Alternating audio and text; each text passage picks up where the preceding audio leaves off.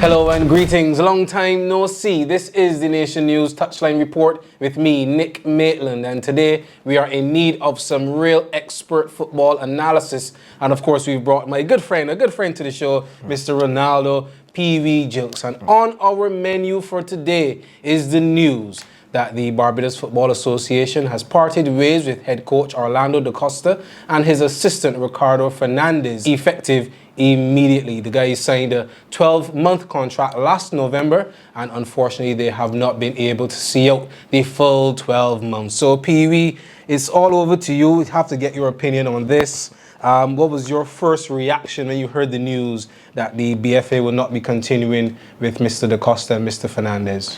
I guess thanks for having me again. It's always a pleasure to be on the show. Of course. And I guess it was expected based on the results that we would have incurred over the last couple of months in the CONCACAF Nations League. As we know, when Coach Da Costa came in, there was a lot of buzz, and we were beaming because we got our first win in the Nations League when we defeated Antigua. Yes. And then I guess going forward, everything would have seemed positive. We would have seen as though that we were onto a new path. But then reality kind of hit us, and then we started very poorly against Montserrat. And I believe that we are yet to gain a point within the Nations League, and League C looks imminent at this point. League C status looks imminent at this point. So I wasn't necessarily surprised. Unfortunately, the job as a football manager and the business of football is an unforgiving one. One with very little room for error. Yes. And there have been a number of errors that I imagine the public will know and they may not know about, but the reality is that the major error that we've identified, or the major challenge we've identified, is that we're not winning. No. And we're trying with League C. Yes. So 1 win in 9 games. Remember, does it look that bad? Because remember, 3 of those were draws, and still a victory against our Caribbean neighbors, Antigua and Barbuda. I was there. That was a great victory for us. But is it as bad as it looks, or is it even worse than we can imagine? To be honest, I believe that Coach Da Costa tried his best. I don't believe that he came with the intention of losing, obviously.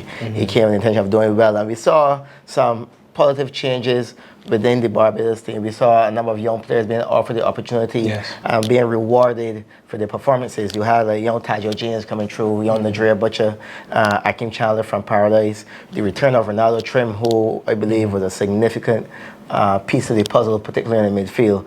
And then a number of other players got the opportunity for showing. However, I don't believe we ever got the right mix of that young, energetic, enthusiastic, talented bunch and some of the more seasoned players who we recognize were out of the squad, and we wanted to know why, especially on the back of a Premier League season where they did so well. You saw players that represented the country for so long, like Mario Baga-Williams, Akeem Hill, Hayden Holligan, and most notably, our boy Kishmar Pop Primus, who would have been the best goalkeeper for probably the last 2 seasons, conceded the least amount of goals, and has been a major figure in Wales' dominance over the last couple of years. I mean, no discredit to the goalkeepers who would have represented us during Primus' absence, but in my opinion, and let me repeat that, in my opinion, I believe Primus is still the best goalkeeper that we have on island that is available to represent the country. Indeed. There have been claims as well that this Portuguese pair, they did not, immerse themselves in the culture of Barbados. And yes, you may have the pedigree as a European coach, but to coach a Caribbean island, small developing island, you must, just get involved in the culture of the players, understand what drives the people, and then you can understand what drives the footballers. So would you accuse them of that as well, not getting fully ingrained into the culture, and as well excluding some players without reason? Yes, I would have heard, that they were a bit isolated, if you want to use that word, but you hit the nail on the head where you mentioned culture. Football is, I always consider football is a social institution, just like family, just like school, just like church. Football is not in isolation. Football affects the entire society, and culture shapes that institution of football. So just like you said, perhaps they weren't familiar with our culture of things. However, I believe on the other side as well, our players they must take some of the responsibility as well. Yes. If you want a particular, like I always say to my players, your expectations must match your reality. And you are in control of your reality. Yes, we know that there are challenges and differences that we face in comparison to some of our higher ranked nations. However, I believe there are minor sacrifices that we can make, a couple of adjustments that we can make as well, to make ourselves a bit more challenging and make ourselves a bit more proud as we represent our country. So yes, the coach coming in has to be aware of the culture, has to be aware of how players operate on a Friday night. For example, Friday night at football, how players, where the majority, which demographic makes up the grand part of the roster.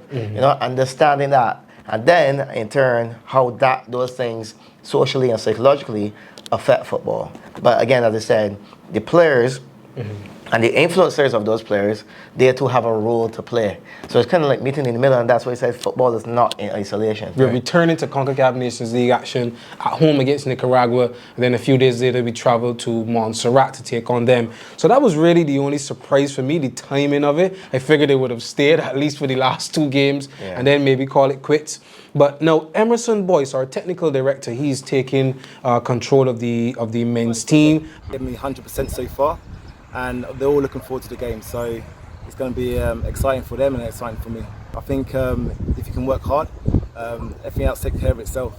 So as I said, the boys have given me 100%. Come with the right attitude. We had a lot of conversations about the past, and they're very much want to put that behind them and show what they can do and represent Barbados. And that's music to my ears. And as I say, they're committed to the cause, and they want to put some points on the board.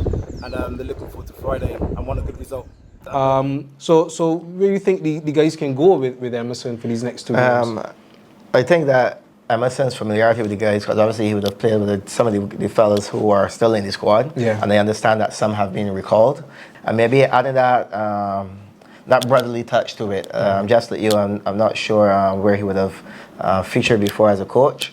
Obviously, this being his first assignment as technical director, I don't know that obviously he would have been featuring around a lot of teams, and obviously taking notes and looking to make his impact. So perhaps adding that brotherly touch to it. So fingers crossed, and then we get by this Nations League, and then we steer course for what the future of Barbados football should look like. Indeed. So you're not throwing your hat into the ring anytime soon? I think I have one of the most important jobs within the national program, to be honest, and within Barbados, and that is nurturing the skills, the attitudes, the values of the younger players. As you know, I'm coach for the U15 now, transitioning to U17 boys, and for right at this minute, I'm comfortable there. Okay, well, we're not going to put Renaldo into the mix for the national team job. That's it for us today on the Nation News Touchline Report. Thanks to PB for bringing his expert analysis for us today, and hopefully now for the national team, it's full steam ahead to our next chapter. Thanks for joining us.